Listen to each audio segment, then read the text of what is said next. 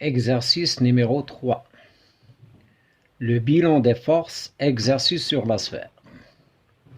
Donc pour faire le bilan des forces, on commence toujours par le système étudié.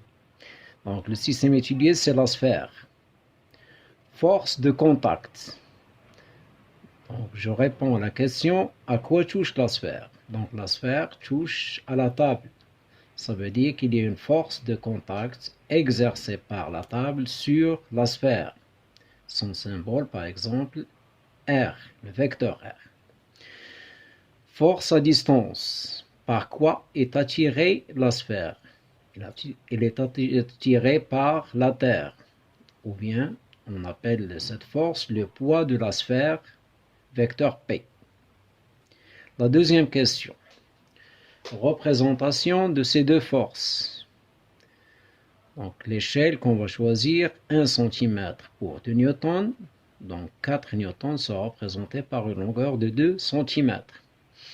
On sait que la sphère est en équilibre sous l'action de ces deux forces. Donc ils ont la même droite d'action qui est la verticale, des sens opposés et même intensité. Pour le segment fléché qui représente P, commence par le point G.